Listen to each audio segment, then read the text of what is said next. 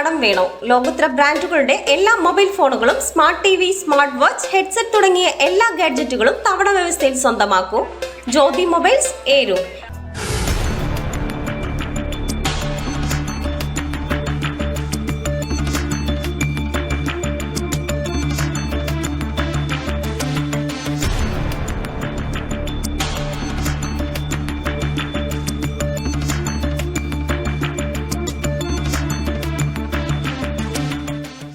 ഒരു മാസമായി Anchal police station പരിധിയിൽ വ്യാജവിലാസത്തിൽ താമസിച്ചു വന്നിരുന്ന ബംഗ്ലാദേശ് പൗരൻ പിടിയിൽ.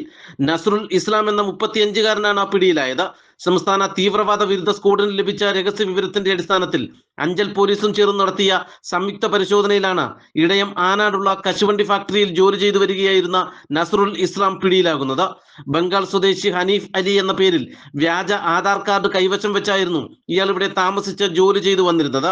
2 വർഷത്തിലധികമായി കേരളത്തിലെ വിവിധയിടങ്ങളിൽ ജോലി ചെയ്തു വന്ന ഇയാൾ ഒരു മാസമായി അഞ്ചൽ പോലീസ് സ്റ്റേഷൻ പരിധിയിലാണ് ജോലി നോക്കിയിരുന്നത്.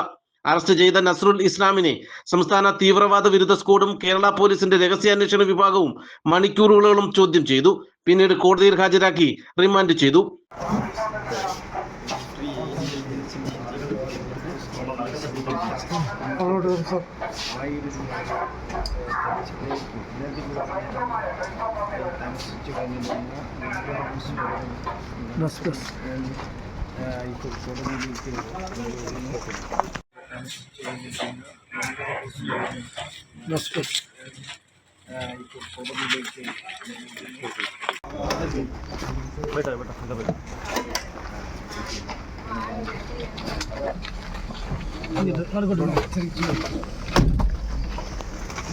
ओके, यहाँ पर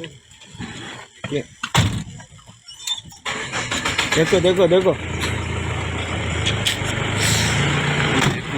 इधर से देखो.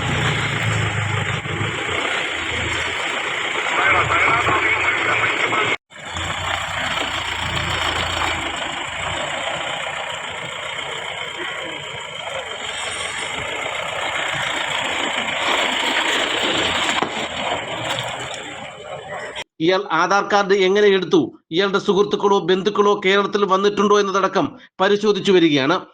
എന്തെങ്കിലും നിരോധിത സംഘടനയുമായി ബന്ധമുണ്ടോ എന്നതും പോലീസ് അന്വേഷിക്കുകയാണ്. അടുത്തിടെ കൊല്ലം ഭാഗത്തു നിന്ന് സമാനമായി ചിലരെ പിടികൂടിയിരുന്നു. ഇവരിൽ നിന്ന് ലഭിച്ച രഹസ്യ വിവരത്തിന്റെ അടിസ്ഥാനത്തിലാണ് നസ്രുൽ ഇസ്ലാം പിടിയിലായിരിക്കുന്നത്. നാട്ടുവാർത്ത, അഞ്ചൽ.